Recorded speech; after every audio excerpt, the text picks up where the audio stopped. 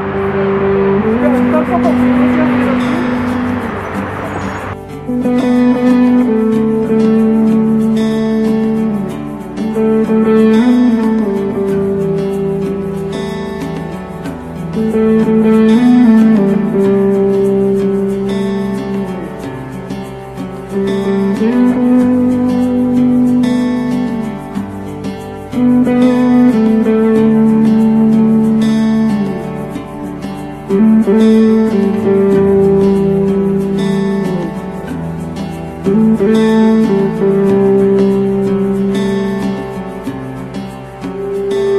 Deixa eu nessa posição.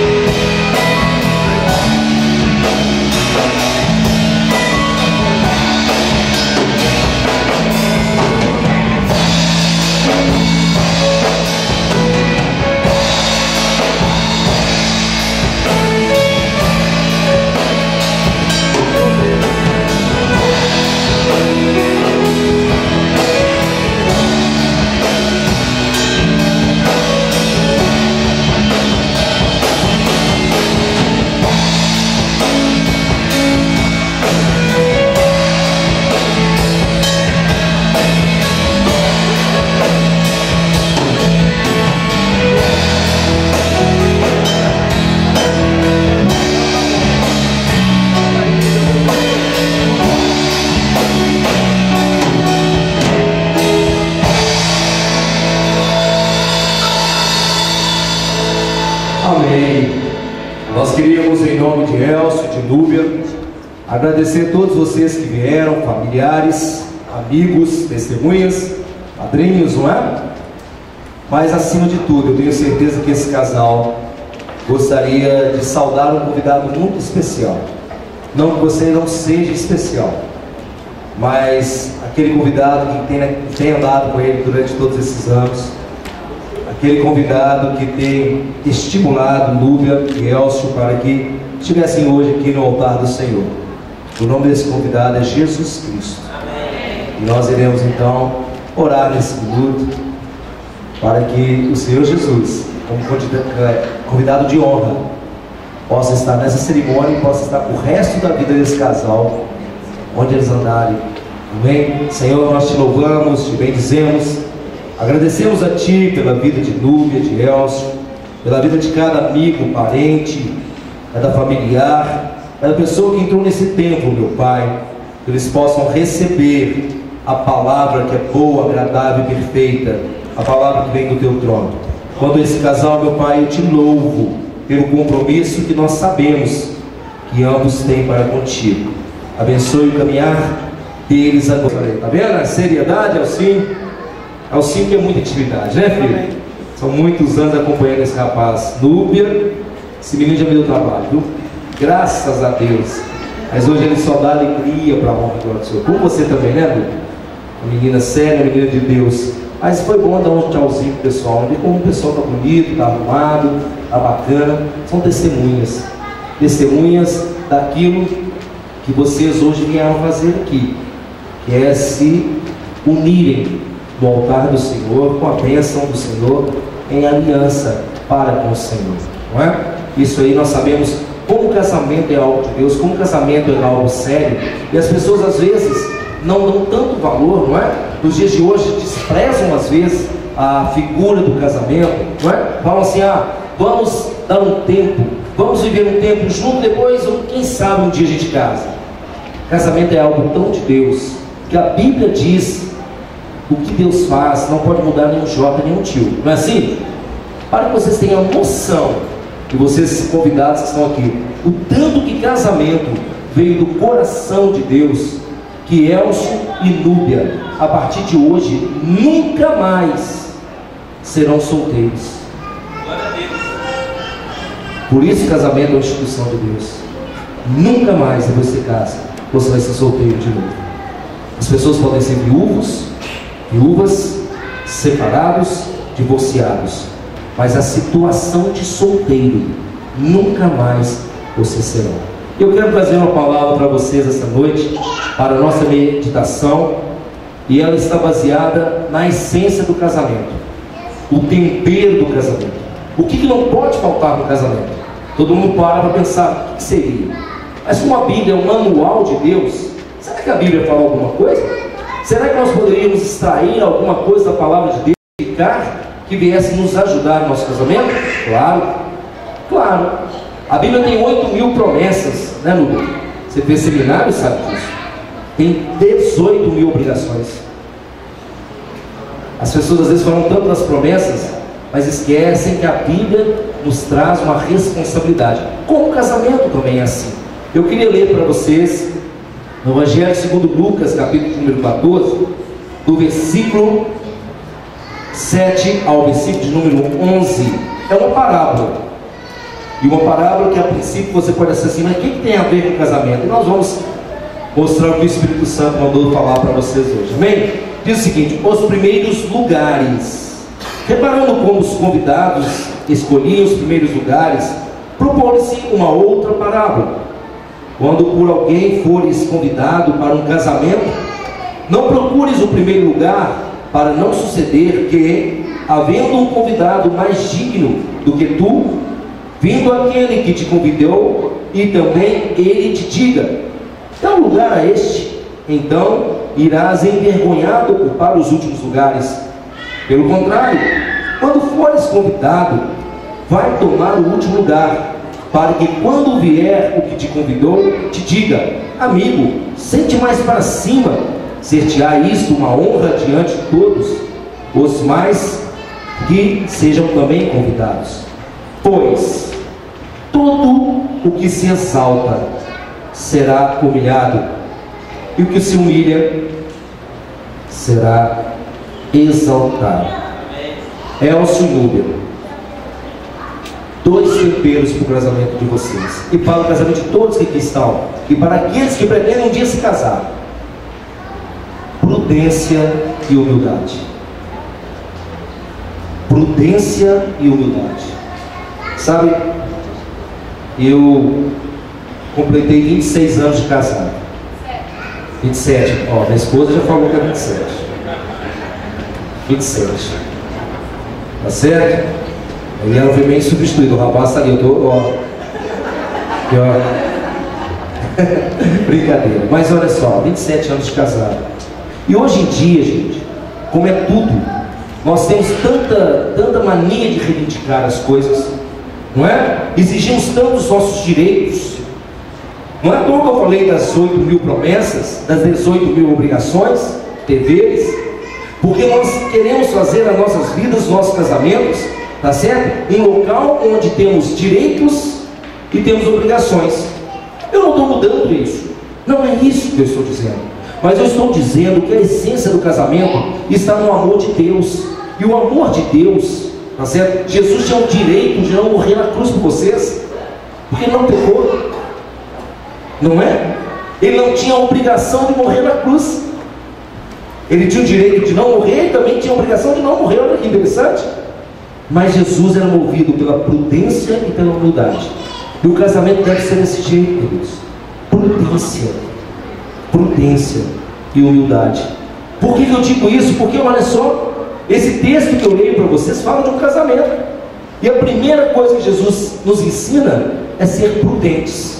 Ele fala assim: Elcio, se você chegar no casamento, não senta no primeiro banco, não. Senta lá atrás, seja prudente.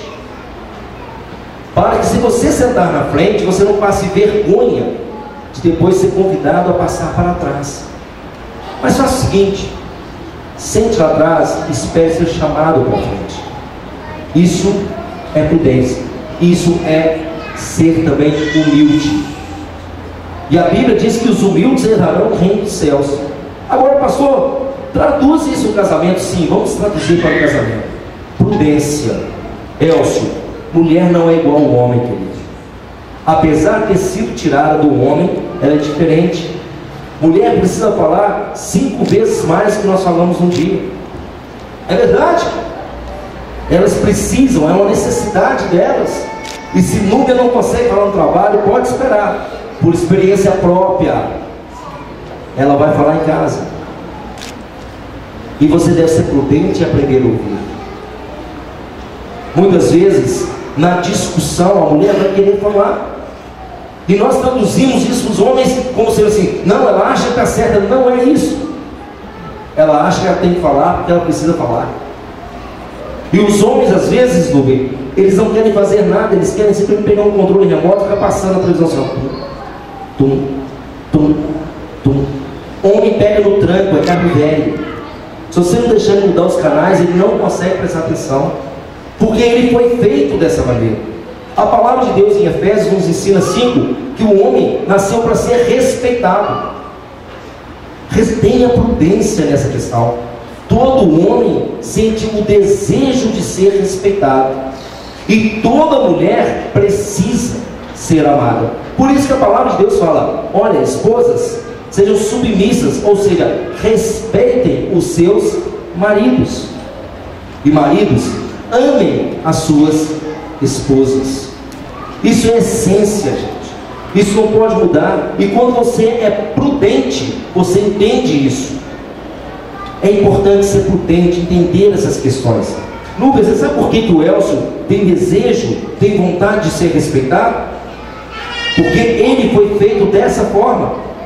Quando Deus fez Elcio, quando Deus fez cada homem que está aqui, ele falou uma coisa muito interessante: olha, Elcio, se junte a Núbia, case com ela e domine sobre todas as coisas. Isso é honra. Deus colocou o homem na terra para ser honrado. O único ser que pisou essa terra e que Deus deu o nome foi Adão. Os demais foi Elcio que foi honrado. Ele deu o nome aos animais. Vocês estão me entendendo o que é isso? A esposa, quando desonra o marido, mas como é desonrar o marido? Sim, os anos vão chegar, vão passar, e haverá intimidade entre vocês, tá certo? Que é coisa do casal. Você quer ver uma coisa? Dizem que eu ronco. Agora eu não gosto que minha esposa fale na presença dos outros que eu ronco.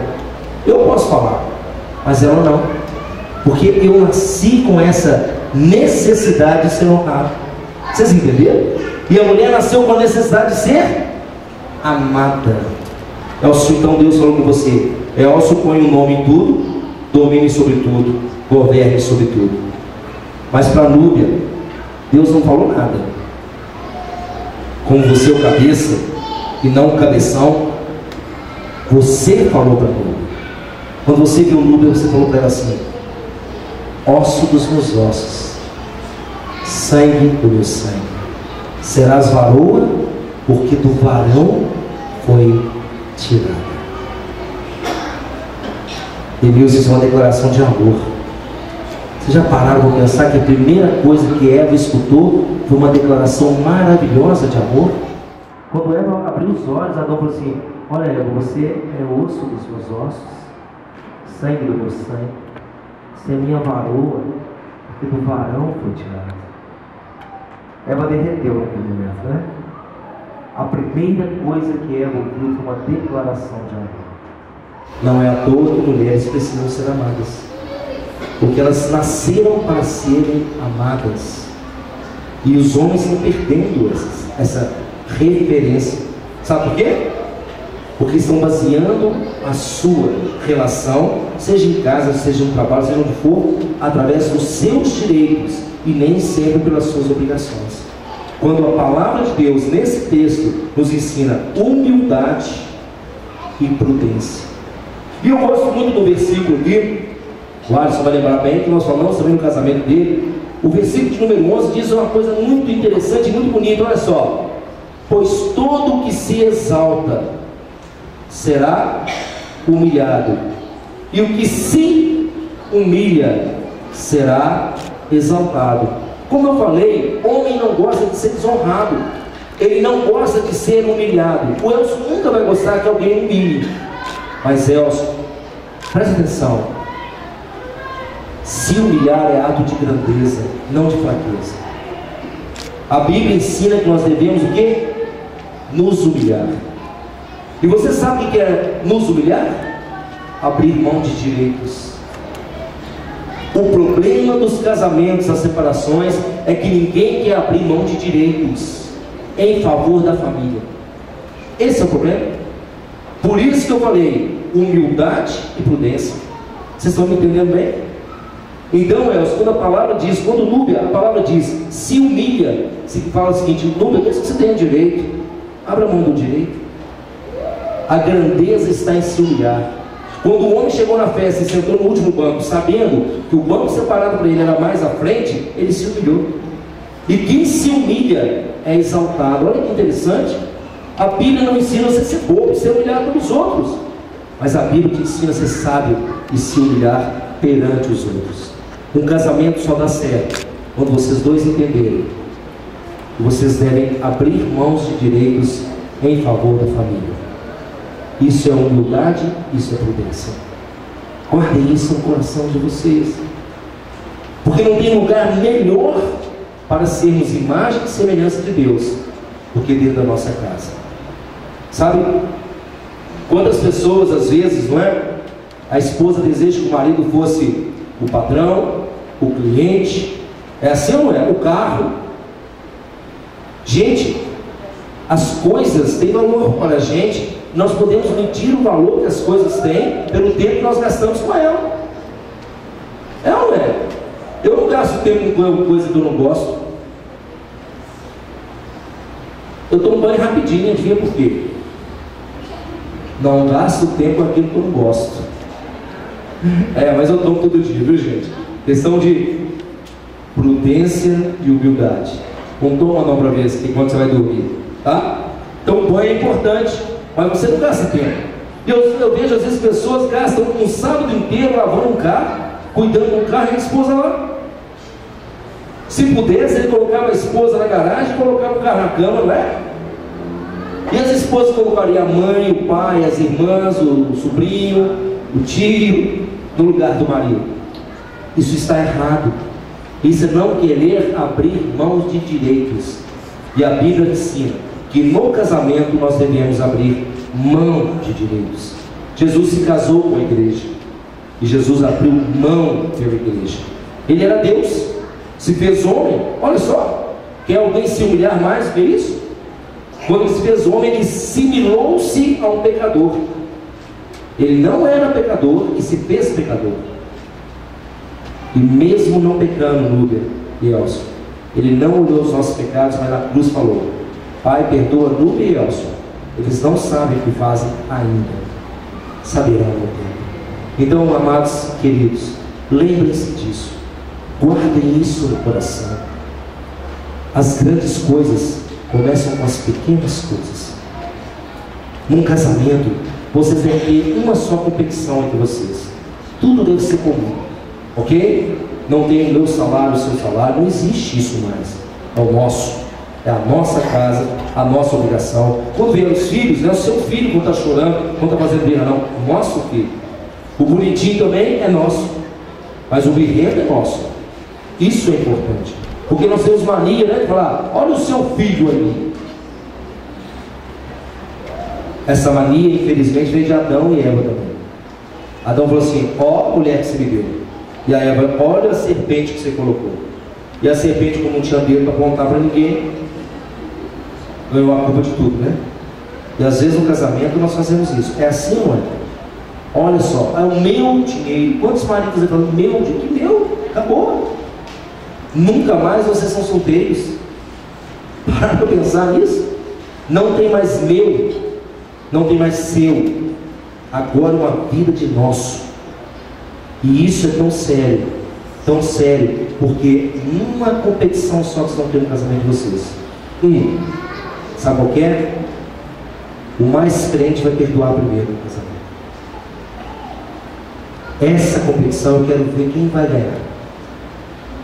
Dos dois, aquele que for mais crente é aquele que vai ser capaz de se humilhar, abrir mão de direito em favor do outro. A maior prova de amor não está no anel de ouro, de diamante. A maior prova de amor não está numa casa de cobertura, um carro do ano. Não. A prova maior de amor que alguém pode dar é abrir mão de direitos em favor do outro, ser humilde e ser prudente. Isso eu quero deixar para vocês nessa noite. Que o Senhor venha abençoá-los com toda a sorte de Deus. Para vocês que nos ouvem também, vocês já são casados, vocês que vão casar, vocês estão pensando, quem sabe, recomeçar uma vida. Baseiem a vida de vocês na humildade e na prudência. O casamento, quando solidifica nesses dois termos, tem tudo para dar certo. Evidentemente, claro, o que nós falamos, que o Senhor Jesus esteja no casamento de vocês. E só o Senhor Jesus vai capacitar vocês dois naquele dia difícil, aquele dia que a Bíblia diz que é o dia mau. Você fala assim: eu te perdoo em nome de Jesus. É isso, é feito o casamento. Que vocês possam viver isso hoje eternamente em nome de Jesus. Amém. Nós vamos pedir que Davi, né, nos traga as alianças.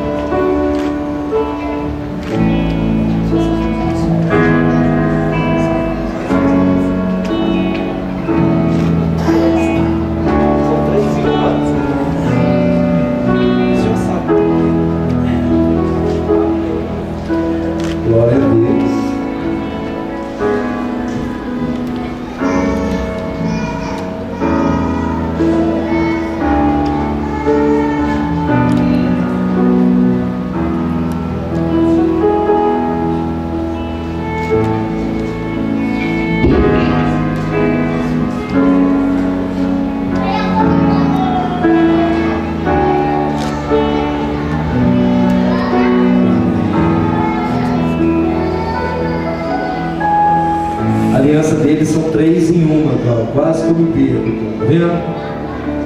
Eu tenho certeza que simboliza Pai, Filho e Espírito Santo. Acertei? Oh, glória a Deus. Amém. Também há um texto da palavra que diz, gente, que um cordão de 3 dobras não pode ser quebrado, cortado, não é? Rompido. Assim será o casamento de vocês. Elcio, Núbia e o Espírito Santo. Conforme a simbologia da aliança, não é? Será assim com vocês. Pai, Filho e Espírito Santo nada quebra. Homem de Deus, mulher de Deus e Espírito Santo é luz para os demais casamentos, é luz para os demais caminhos, é luz para as demais pessoas. Vocês serão, eu profetizo isso, luz quando vocês andarem, porque o Espírito Santo é a terceira dobra desse portal que vocês pertencem. Amém? A palavra de Deus diz o seguinte em Gálatas capítulo 3, o apóstolo Paulo diz algo muito interessante. No versículo 15, ele diz assim: a lei não pode ser invalidada. Irmãos, falo como um homem, ainda que uma aliança seja meramente humana, não é o caso, uma vez ratificada, ninguém a revoga ou acrescenta alguma coisa. É muito interessante que ele fala, e no grego a palavra aliança ela fala contract, que significa contrato. Então diz o seguinte: olha, Elcio e Núbia, se vocês estivessem fazendo um contrato que fosse só entre vocês dois, não tivesse envolvido tantas testemunhas, não é? Se não tivesse envolvido o pastor, a igreja, a República Brasileira, que vocês foram no cartório, eu vi lá no Face, casaram, não foi assim? Se não tivesse envolvido tantas pessoas, mesmo que não tivesse, não poderia ser cortada, quebrada, anulada. Imagine mais ainda uma aliança, um contrato feito com a bênção de Deus. Sabe, gente, eu fico hoje em dia analisando o casamento, não é?